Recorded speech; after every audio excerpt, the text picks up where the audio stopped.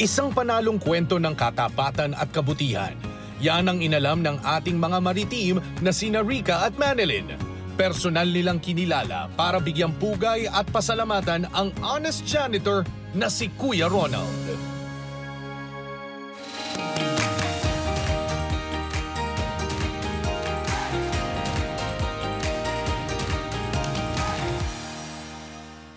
Magkatrabaho po kami, magpo 4 years na po. Yung bago pa lang po ako pumasok, may narinig na po ako sa kanya na isa po siya sa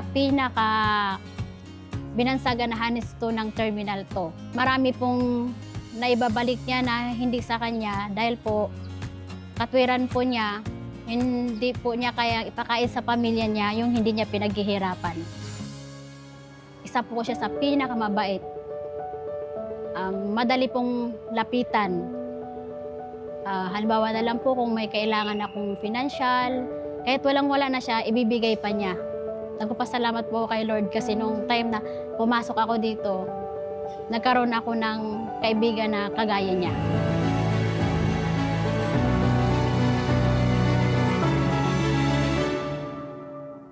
"21 years na po kaming kasal. Ano naman po siya, mabait po, good provider, masikaso po sa amin, sa mga anak ko po. Yung mga pangangailangan po namin na ibibigay niya po. Sa mga anak ko po, ano po kasi sila proud na proud po sila sa ginagawa ng papa niya. Simula pa po dati, maliliit pa po. Yung nakikita po nila yung papa nila sa TV, tuwang-tuwa po sila, yung mga ganun pong bagay. Kasi po, yung kahit po yung pangalawa ko po, pag meron pong sobrang sukli po, ano po talagang ibinabalik po niya, ginagaya po nila yung papa nila. Yung mga ganun po bagay. Kahit po maliit, yung gusto po nilang ibalik po yung mga bagay, yung sobra-sobra pong sukli, ganun po. Nagpapasalamat ako kay Ronald kasi naging tatay siya ng mga anak ko. Naging mabuting asawa siya.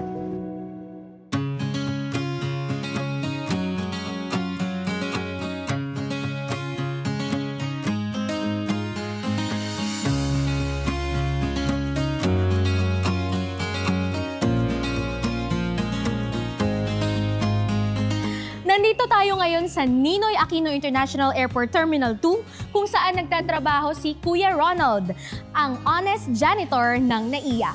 Excited na kami makilala siya. Eto yata si Kuya Ronald. Kuya Ronald, Hello po. It's nice to meet you po. Ako po si Rica. Hello po, ako naman po si Queen Mary. Kuya Ronald, pwede ba naman kayo madistorbo at makakwentuhan saglit? Pwede po. Tara, let's go! Kuya, curious po kami. Ilang taon na po ba kayong nagtatrabaho dito bilang janitor? Sa NAIA Terminal 2, 16 years na po ako nagtatrabaho bilang janitor sa NAIA Terminal 2 po.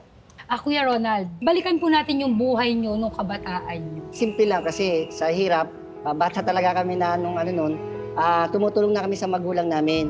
5 taon o 6 na taon, nagtitinda na kami ng mga kakaryoka, bibingka para makatulong kami. Ano po mga klaseng trabaho yung pinasok nyo bago po kayo naging janitor? Halos lahat kasi high school graduate na ako, wala akong pinag-aralan, mahirap lang po talaga yung magulang namin. Wala silang kakaya na pag-aralin ako. Kaya napasukan ko, nagbotedyaryo ako, nag-construction ako, naglinis ako ng kanal, lahat para lang mabuhay ako, kung pamilya ko, gagawin ko po.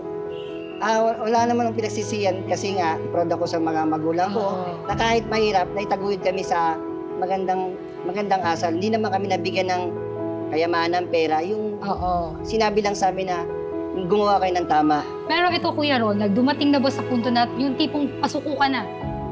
Opo, dumating sa punto na sukon-suko na ako kasi nandun na gusto ko nang bawiin yung buhay ko kasi sobrang kahirapan. Halos yung mga anak ko, napapadeti ko na ng kape. Kasi wala talaga akong mahanap na trabaho. Naiiyak ako. Sabi ko, bakit gano'n nangyayari sa akin? Balik po tayo ngayon sa pagiging janitor. Kailan po ba kayo napasok dito sa NAIA? Tsaka paano? Napasok ako sa NAIA Terminal 2, 2007. Eto, Kuya Ronald, kailan natatandaan mo pa ba kung kailan o paano na nakahanap ka ng pera, mga mamahaling gamit? Okay, yung first time mo, binalik? first time mo na naka-experience ka na gano'n, meron kang nakita na mamahaling gamit, may pera. Nung nakauna kong nakapulot habang nagwawalis ako sa may parking area, may nakita ko isang wallet na Yun ang unang napulot ko. Yung unang, siguro mga 1 linggo pa lang ako rito. Oh, naku, bago pala. Nakita ko lang talaga, sabi ko, pera to at saka may wallet, sabi ko. Anong unang pumasok sa isip niyo po? Pasok sa isip ko, sabi ko, talagang sabi ko, may pera talaga yon. Oo. Na ano ko, sabi ko, Makapal po ba? makapal, Ah. maraming pera, sabi ko. Ang naisip ko talaga, isole. Walang ano, pero nung time na yon, wala talaga akong panggastos, Kasi wala. wala lahat, wala. Medyo Kasi na-tempt ka. talagang, wala, sabi ko. Pero, siyempre, sabi nga natin, hindi naman sa akin yan eh. Pero wala yung, hindi sa atin yan, hindi ko pinagpaguran yan, Oo. dapat ko ibalik sa mayari. Sabi ko, baka mas kailangan niya pa yung nahulog na yan. Sabi ko, siguro ako yung unang nakapulot para at least ako rin May siguro may reason, babalik. Tama. Tama. Pero hindi lang po to 1, 2, 3 beses nangyari sa Oo. inyo.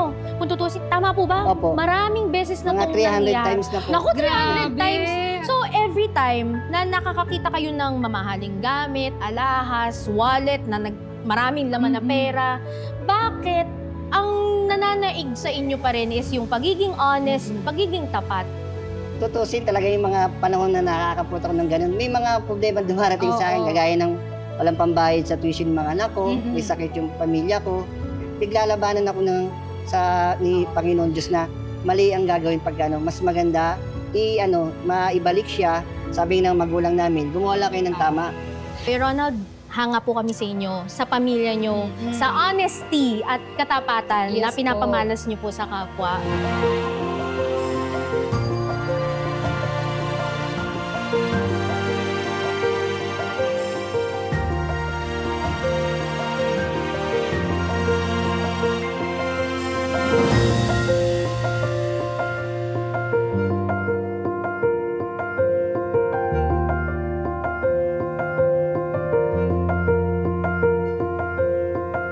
Alam nyo, salamat po sa inyo dahil napapaalala po natin na meron pa ring mga taong mabubuti kagaya nyo po na kahit sa panahon ngayon, alam natin mahirap na, pero hindi po tayo nagpapadaig sa kasamaan at tayo ay pinanindigan natin ang pagiging honest. Sana, Kuya Ronald, dumami pa yung mga katulad nyo. At dahil dyan, meron pong gustong magpasalamat sa inyo. Meron pong letter na Yes. inihanda para sa inyo. Basahin naman. niyo po. Honesty is the best policy. Makatangiang alam natin noong paman, pero hanggang ngayon ay mahalaga hindi natin nakakalimutan. At natutuwa kami dahil sa patutuloy mong isinasabuhay ang pagiging isang taong matapat. Nagpapasalamat kami dahil sa isa kang mabuting ehemplo sa ating mga kababayan. Pero higit kaming humanga dahil sa ginawa mo ito para sa pahalagahan ang turo at pagmamahal ng iyong mga magulang. Kaya nga, kasama ninyo si Tito Boy Abunda at lahat ng bumubuo ng Cayetano in Action with Boy Abunda, saludo po kami sa inyo. Nagmamahal, Kuya Alan Cayetano. PS, maaari ka ba naming maimbita sa studio para personal na pasalamatan? Ay, natutuwa at nagagalak ako na hindi ko naman expected na ako'y may interview ng isang kagalang-galang na senador natin, Alan Cayetano, at si Kuya Boy Abunda. Sabi ko nga artista lang yung interview, pero pati ako, nabibigyan pa pala ng opportunity. Kamusta din po kayo, Kuya? Huwag na natin patagalin pa, Rika. Tara na! Tara na, let's go!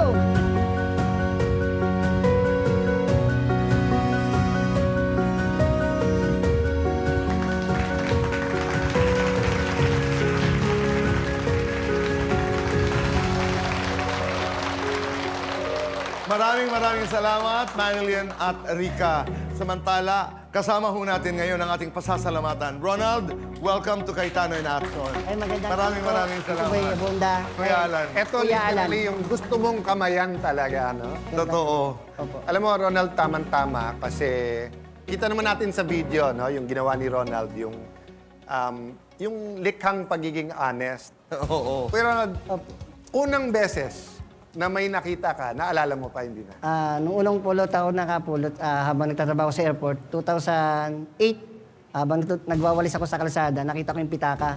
Saan ka nagwawalis? Nagwawalis po sa labas ng sa labas ng airport. Okay. Nakapulot po ako ng pitaka. Sabi ko, may pitaka, sabi ko. Hindi ko naman binuksan. Nalaman ko na lang puro pera tsaka mga mahalagang bagay. So nung nakita mo, kinuha mo, Kinuha ko tapos Binuksan mo pa, hindi hindi ko binuksan. Bali, nawaan ko lang siya. Inano ko muna hanggang may maghahanap kasi wala naman CCTV doon. Sa kalsada po siya. Bigla ko lang po siyang wala pang kalating oras, kung may maghanap, bibigay ko sa kanya, tapos bubuksan ko taga sa kanya. Pero nung wala po talaga hanap, inakal ko po sa Lucent Pawn. Nalaman ko na may mga pera po, tsaka may mga ID po siya. Okay, Ronald, yung pinakamalaki mo namang nakitang pera sa airport, ano? Yung pinakamalaki ko po na puta pera is 2.4 million. Nasundan 2.4 million. Nasundan Tapos, pa ng 600,000. I'm sorry? 600,000. 600,000. $5,000. Okay. 100,000. 50,000. Tapos marami pang pera na. Kung lalahatin mo, wala 2007 hanggang ngayon, pang salukuyang, nakapot ako ng 6 million something. Lahat-lahat po. Yan ang Pilipino. Parating sinasabi ni Kuya Boy ito, Ronald, na pagkatama yung pagkaplanta ng values, Yes. hindi mo basta't nababago. So, in our own way, we'd like to honor you para sa iyo at sa iyong pamilya. Wala kang hiningi.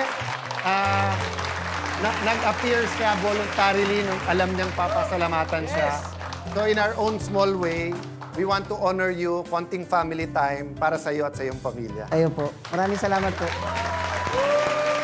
Ito pong karangalan ko ito, naalay ko sa nanay ko, sa mga magulang ko. Sabi nga nila, sa airport, napakapangitan ng himahin. Ultimo mga dayuhan, ang pangitang sa atin. Pero tayo nakaagawa ng mabuti.